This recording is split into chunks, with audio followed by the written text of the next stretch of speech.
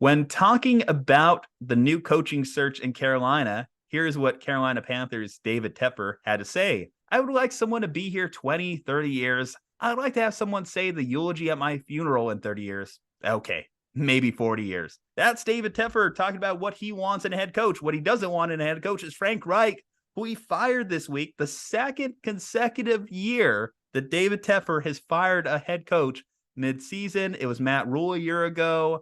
Chris Tabor is going to be the interim coach for the Carolina Panthers.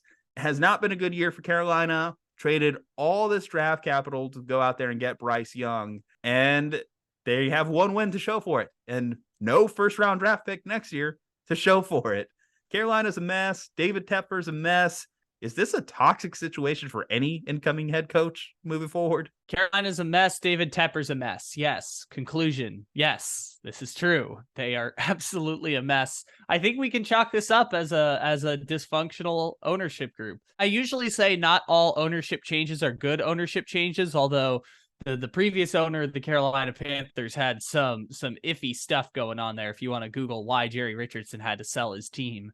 But it is an improvement in the sense that David Tepper is not that, but the way the team is run has just been awful for 6 years now. I mean, ever since the decision to move off of Cam Newton, they just can't make a good decision. They can't make a decision that a big decision that goes in their favor. It's like every decision they made is at the wrong time for the wrong reasons. It didn't match a plan. I don't believe they have a plan in how to rebuild this thing. And now this is probably the most jarring example of a team that's been making mistakes more quietly over the past few years, because this is kind of the beauty of the NFL at times. When you win 6 games, it masks a lot of your futility, right? Like the Carolina Panthers in the first 4 years of the Tepper regime, they finished 8th worst in the league, 9th worst in the league, 7th worst in the league, 9th worst in the league. Like they were consistently 5-12 or 5-11 every single year in the early Tepper regime. I remember in Tepper's first 3 seasons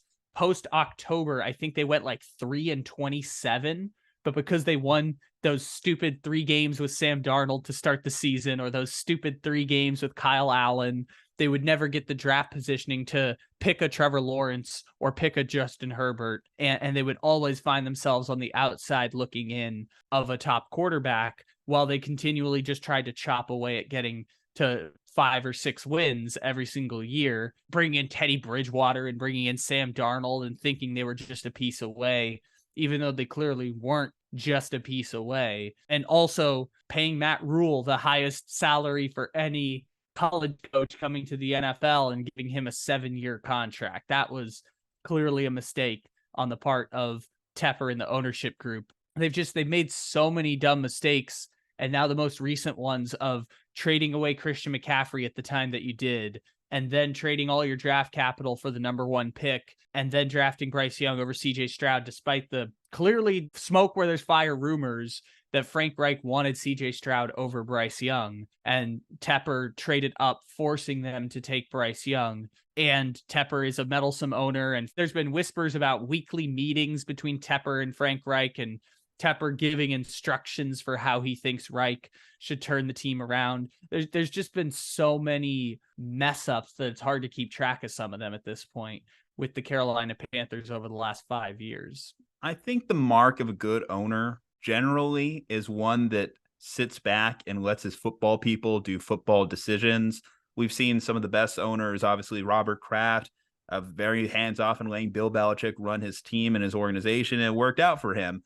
Jed York, I think when he went wrong a lot with the Niners, especially in the Harbaugh firing, was that he was too involved. He was too involved in the Chip Kelly, Jim Tomsula decisions. As soon as he hired Kyle Shanahan, he sat back, let him and John Lynch do his thing, and he was fine as an owner. Now, Tepper, he seems like he's pretty set in his ways, and he seems like a very impatient guy that it kind of makes me wonder if he can even live up to his own quote here saying, I want to hire a guy that's 20 or 30 years. And I don't know if he's the type of guy that can reasonably back off of a situation and let his guys do what they need to do. Like, he feels like the type of guy that wants to be too involved in every single move. Hell, he didn't even allow them to trade Brian Burns last year when the Rams were offering multiple first-round picks. think how much of a difference that could have made for the Carolina Panthers as they move forward. Again, the worst kind of tanking is one where you don't even have your draft pick and you're still terrible. Yeah. They really have bungled this decision as a whole. And if I'm, again, a prospective coach, because we're looking at this year's coaching market, I'm looking at Carolina as the worst job in football right now. You literally fired 2 coaches back-to-back years before the season even ended. I have a quarterback that I'm locked into that I don't know if he could even make it through an NFL season with his size. I dismissed early on the size stuff for Bryce Young, but the more I watch or tune into Carolina Panthers games and see him on the field standing next to the superhumans that make up the league, he does look tiny out there, and that should be a little bit of a concern. And there's not like one thing I look at a Bryce Young in games and think he does that better than insert player A, insert player B. That's concerning that his skill set doesn't seem to transcend the team around him. This roster as a whole, like I don't know what the GM's status is going to be, if he's going to get fired in this mess too, but the GM hasn't exactly built a team that you could win with. They're one of the least explosive teams in football. I want to say they're dead last in plays above 15 yards. Their offensive line, they're like bottom 3 in pressure rate. And it's just hard to see what you would sell me on if I'm a head coaching candidate in this league, other than it's a job. It's a job. I want a job. I'm going to take a job. I don't care if the job security is shit. That's the only thing that really is kind of like going for the Panthers, that there's only 32 of these head coaching jobs, that someone's going to get it. But other than that, when I compare it, especially because there might be 10 head coaching jobs open this offseason, the Panthers seem dead last to me as far as wantability. The thing that they do have going for them is the former number 1 overall pick in the draft who won a Heisman Trophy in college. This is the interesting point with when Trevor Lawrence was dealing with the Urban Meyer stuff. Like, instability can really fuck up your season, right? And Frank Reich got fired before Urban Meyer did, which is a crazy sentence to say. They fired Frank Reich before Urban Meyer got fired by the Jaguars. This was the second fastest NFL head coaching tenure of all time. Only Bobby Petrino, I think, exceeded Frank Reich in his run with the Carolina Panthers. So the instability can really mess this thing up. And look, Carolina does not have enough skill position players, but the thing that they have is a good offensive line and a good quarterback. Or I'm sorry, not a good quarterback, a rookie quarterback with the number 1 overall pick in the draft. You say a rookie good quarterback who we know has talent. You say good offensive line, but they're also bottom 3 in pressure allowed, which could also be because of the rookie quarterback struggling to process as well. Yes. Okay, so that's fair. Everything has gone to shit this year for Carolina, but they do still have Ike Mekwonu. They still have Taylor Moton. They have at least the foundation of an offensive line that should be good. They've invested lots of capital into that offensive line. Ike Mekwonu was excellent as a rookie. They should be fine on the offensive line. Maybe they do need to bring in a guard in the interior, because that's where a lot of their pressures have been beat up the middle. But at the same time, yeah, Carolina has some room to improve. Their number 1 receiver right now is some guy named Jonathan Mingo.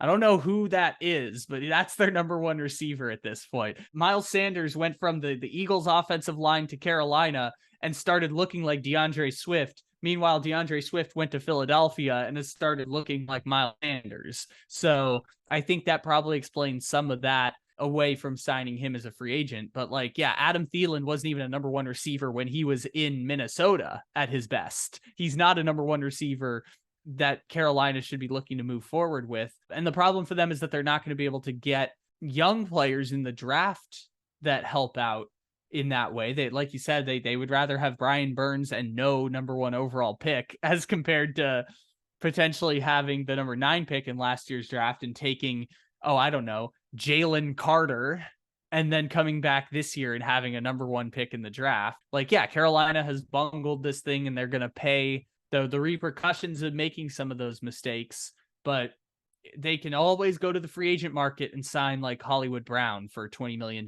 if they want to give Bryce Young some level of support. Some level of support, Hollywood Brown.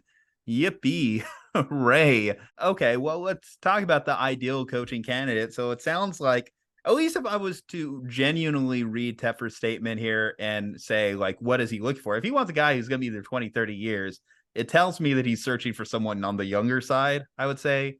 So he's probably looking for someone that's more like a first time head coach. So, guys like Bobby Slowik, Ben Johnson, guys that we've discussed in the past are probably going to be at the top of that list, maybe a Kellen Moore or something. Do you like any of those names more than another? Depends. Like I said, I don't know who makes a good NFL head coach. I thought Sean McVay was going to be terrible. I don't know what makes a good NFL head coach at this point. So I guess I would go through the interview process and find a diverse pool of candidates, even if it means dipping your toe back into the college water. I know they tried it with Matt Rule.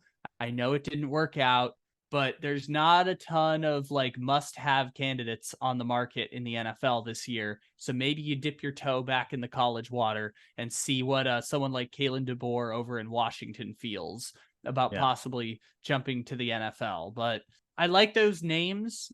Their names have been consistent with head coaching jobs in the past, like on the periphery, and a lot of coaches got hired last year who were names that people had been thinking about getting a head coaching job, or just the fact that Eric Bieniemy is not going to get a head coaching job. Let's just put that out there. It's just not going to happen for him. So we can kind of stop pretending like it is going to happen. But yeah, some of those names, Ben Johnson's going to probably get, if there's going to be 10 jobs open, Ben Johnson's going to get one of them. I wouldn't go so far as to do it, but there's Todd Monken and Mike McDonald over there in Baltimore. Maybe you want to invest in one of those guys as your head coach. Hell, if you're Carolina, you still have time to make things right.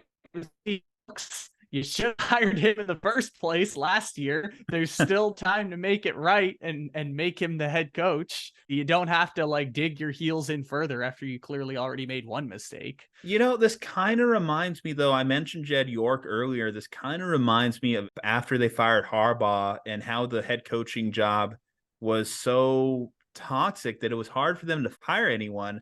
And it makes me think that they're going to end up with a coach that they're not going to be completely happy with, and it's going to feel like a placeholder. It's going to feel like a David Culley in Houston situation where, it's like, okay, this guy's not going to be here long.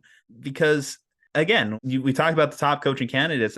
Bobby Slowik, I just don't see him wanting to tie his name to it. I've heard Bill O'Brien's name thrown around as far as this head coaching job already, mostly because people are just thinking to themselves, well, he has head coaching experience and he coached Bryce Young at Alabama, so maybe that's a fit.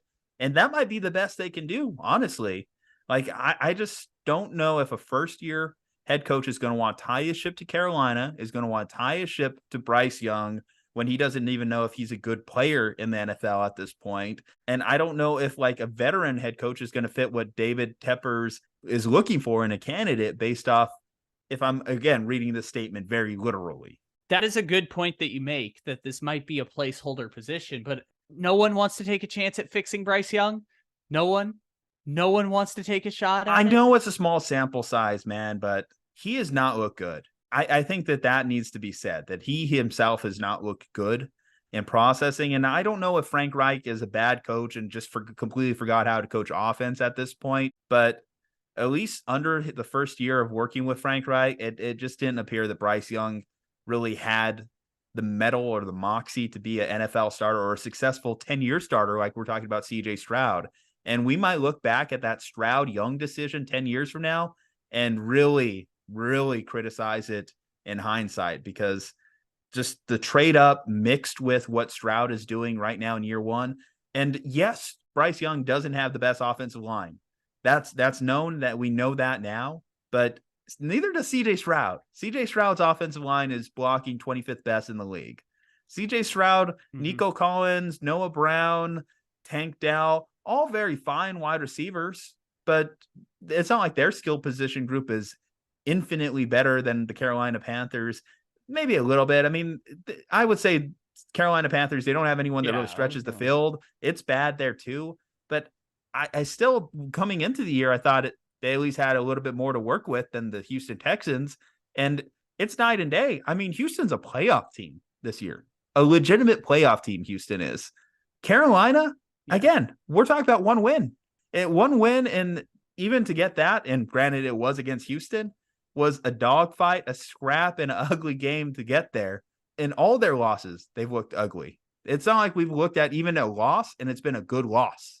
Yeah, and this is the tough part. By the way, you and I have different opinions about the Texans receiver core, I feel like, because I think the Texans receiving core is excellent. But besides the point, the Carolina Panthers, I keep making parallels to that Jaguars team that Doug Peterson took over, which is like, how much of this do you chalk up to instability and how much of it do you chalk to Bryce Young performing poorly? Because I'm not saying by any stretch of the imagination that Bryce Young is Trevor Lawrence. Like, he did not have those physical gifts in college. He was a very, very highly regarded prospect, but was not the same level of prospect that Trevor Lawrence was. But besides the point, like, Trevor Lawrence for rookie season was abysmal. But we knew how terrible the Urban Meyer situation was and that he was brutally unhappy and also losing a lot of money on crypto. So like, we kind of knew that Trevor Lawrence was down, but we all believed that we threw out his rookie season, right? We just said, or at least I threw it out and said, ignore everything that happened here. And I'm not doing that with Bryce Young, but I also acknowledge that instability can really, really mess with the development of a quarterback. And it's instability brought on by themselves. Like, it's not like Bryce Young is entering this situation and something awful has happened. No, they brought on the instability. They hired Frank Reich when Frank Reich didn't want Bryce Young. At least that's the perception of what we have right now. And they also did not give him skill position play. They actively traded away his skill position players in Christian McCaffrey and DJ Moore, did not find suitable replacements. And like you said, the offensive line was supposed to be good and is not good. So like, they haven't given him the support system that he's needed in order to flourish. And I don't know if they'll be able to get him the support system. Like I joked before, their best course of action is to do what Jacksonville did when they just gave Christian Kirk $20 million.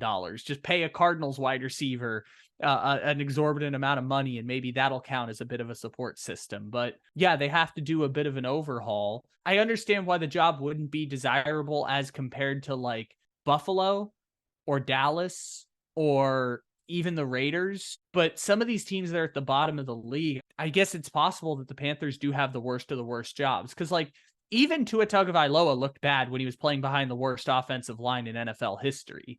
And we've seen the turnaround there. I'm not ready to write off Bryce Young by any stretch of the imagination. And if you're Carolina, y'all are married together now. Give him 2.5 years. Who gives a shit? You don't have any draft picks. You're not playing for anything. Give him 2.5 years to work through it. I get it. But, it's just like watching what we've seen so far in these games. It's just like, what is Bryce Young's signature thing that he does well? He doesn't have the rocket arm, his speed, his elusiveness. It doesn't seem like it's translated to the NFL. It seems like he's definitely getting caught by these guys with their NFL speed. Processing doesn't seem to be there. And hey, maybe we're wrong. Maybe I'm jumping the gun here, and maybe by next year he looks awesome if he gets the right coach. It just, getting the right coach is a dubious proposition at best, given where this situation is heading, especially if it is a placeholder, because Bryce Young very realistically could have 3 head coaches in 3 years. We know how that tends to work out for most NFL quarterbacks. 3 head coaches in 3 years, you're done yourself. You're on your next team before your second contract. Yeah, and I guess the thing that Tepper has working for him is that even among the rich billionaire owners, he is one of the richest of the rich billionaire owners. So he can throw money at someone to potentially come join for this Carolina Panthers team. He paid cash when he first bought this team. Yeah, he doesn't give a shit about Frank Reich's buyout, which, by the way, this is just real quick side tangent before I go back to Tepper and the Panthers and the head coaching job. Frank Reich is now getting a $25 million buyout from the Colts and a $20 million buyout, somewhere between 20 and 40 million from the Panthers in the span of like 13 months. He has played this game, which sucks for him because it's like, yes, you go down as a failure as an NFL head coach. But this is a guy who in 2021 was regarded as one of the better offensive minds in the NFL. And now his reputation is in the crapper and he gets at least $50 million to show for it. Just way to play the game, Frank Reich. Well done by you. For Reich, you kind of have to wonder, as much as we're crapping on David Tepper, and I think it's rightfully deserved, you do have to kind of wonder with Frank Reich. I mean, obviously, they were more than happy to get rid of him in Indianapolis too. Does he just rub ownership the wrong way with some of these behind closed door meetings? Obviously, He convinced Indianapolis to sign Carson Wentz. That didn't really work out, made him lose a lot of his credibility there. With David Tepper, they had their disagreements about the quarterback room and the decision-making, reportedly, allegedly, whatever you want to say about the Stroud-Young decision. And by week 11, we're all ready to have him fired, 11 games. By the way, I should say, you mentioned the coaching firing stats. Actually, Bobby Petrino actually did outlast him. The only coaches with shorter tenures are going to be Pete McCauley, Niners, 9 games, George Allen, 2 preseason games, and Bill Belichick 1 day with the Jets. Okay, so the Niners guy is the one that breaks the record. I got you. But this is the thing that's interesting now as they decide who the next head coach is. Because for Frank Reich's sake, yes, tough break. You'll never be an NFL head coach. Sorry, Frank Reich, it's just not going to happen for you. But just wait for the University of Maryland to fire their head coach. You can go get that head coaching job as the former alum of the University of Maryland and former quarterback. Just wait for them to fire their head coach. You can go take that college job and be very happy if you want a head coaching job again. But besides the point, Carolina is in that position where I don't think they're going to get a stopgap coach. I don't think the job is that undesirable at this point. I could totally be wrong. I didn't think the Cardinals job was that undesirable, and they just hired a 1-year stopgap of Jonathan Gannon. But I think Bill O'Brien's a fine head coaching hire. This is the job for Bill O'Brien if you're gonna do one. And I know that's not cool. I know Bill O'Brien was awful at the end in Houston, but he has a reputation that merits a second chance as an NFL head coach, and this is probably the best chance he's gonna have to be an NFL head coach and succeed. I guess for him, hey, Bryce Young is probably at least an upgrade over Mac Jones and Bailey Zappi. So I'm not gonna hold too much against him for his recent return to the Patriots, because I think any OC might have failed given that proposition. But yeah, I guess Bill O would be fine. It just, we talked about this off camera before, some of the head coaching jobs that will be available this offseason. The Chargers, for the Chargers' faults, they still have Justin Herbert there, and we know he is a good NFL quarterback. They are in a high-profile media market. So the Chargers, good head coaching job to potentially end up with. The Bears will probably be an open job this year. The NFC South, besides the Panthers too, the Falcons, who knows what's going to happen there. They don't have a quarterback. That's probably not a great desirable situation, but they do have pieces to work with. The Saints, if you're locked into Derek Carr, that doesn't feel very good for you right now. Their defense is good, but they don't have a quarterback either. So, hey, maybe that's not a great place to end up. The Bucks, that's probably going to be another head coaching job. How does Carolina against the Bucks? They feel about the same, I guess, as far as that goes. I guess you could sell me on Carolina over places like the Bucks or the Falcons, where they don't have the quarterback talent or have at least invested in the quarterback as much.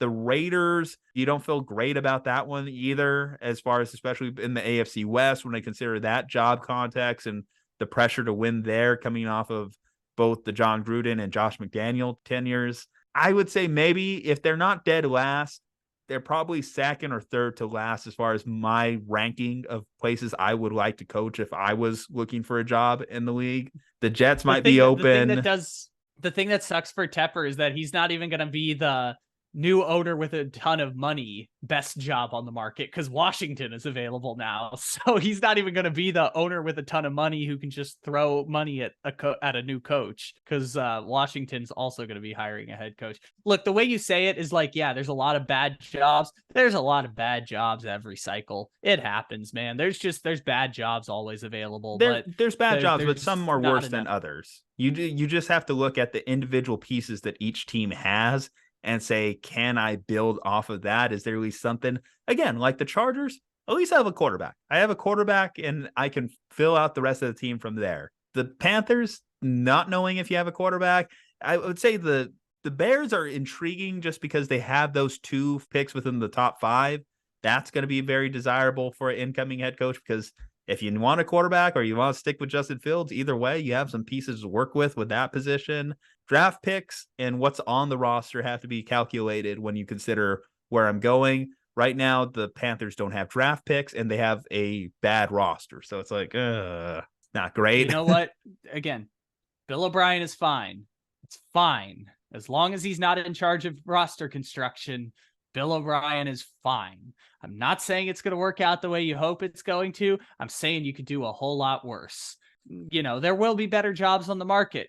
The Chargers job is pretty good, but they're going to do some dumb shit like hire Vic Fangio or something like that. I don't know. Don't worry about what the other people are doing. I'd actually be okay if they hired Dan Quinn. Actually, I wouldn't even mind Vic, to be honest. Like, they need someone to fix their defense, and they can figure out the offensive stuff. The Chargers, that's a different video. That's a different discussion. Yeah, the Chargers will do whatever the Chargers do. Like, yeah, you're not going to get the first tier pool of candidates, but I mean, the thing that's a problem for the Panthers is that if you want to hire a young, innovative offensive mind, there's not a lot of those on the market this year. there's just not. Like, we mentioned Bobby Slowik, we mentioned Ben Johnson. Yeah, those are guys that are young and would be first-time head coaches with the possibility of some level of success. And sure, Kevin O'Connell's pop up every year as like random dudes that will work out, but like offense across the league is down. Like the best offenses in the league are places that the head coach is calling the plays, and you're kind of picking from a second pool of candidates. And by the way, the one exception to that last year was Shane Steichen, who's having excellent success with the Indianapolis Colts with Gardner Minshew as his quarterback. So yeah, the best of the best teams don't really have that hot coordinator that everyone's going to try and hire. So you're kind of picking from a pool of candidates like Bobby Slowik and Ben Johnson, who like they've been calling plays for one season and they've had a level of success, and someone's going to hire them just because there's going to be so many head coaching jobs open. But if you're Carolina, like, you can do a lot worse. You can have the 1 year stopgap that you're just going to fire, and now Bryce Young's in year 3 and we don't really know what we're doing at this point. Like, you could do a whole lot worse than Bill O'Brien. I'm not saying it's a great hire by any stretch of the imagination, but Bill O'Brien's work in Houston merits him getting a second head coaching job.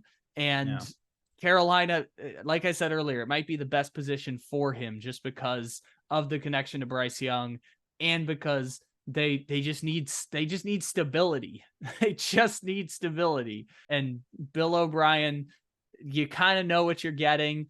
Offensively, it's not the most innovative offense in the world, but we've seen when he's had talented players, he succeeded. And when he doesn't have talented players, he flops. So, maybe it'll all work out for Carolina, and Bryce Young will have at least a puncher's chance of being a successful quarterback in the NFL. Granted, they need to bring in some more players, but they also don't have any draft picks. So that's kind of going to be a bit of a problem for them.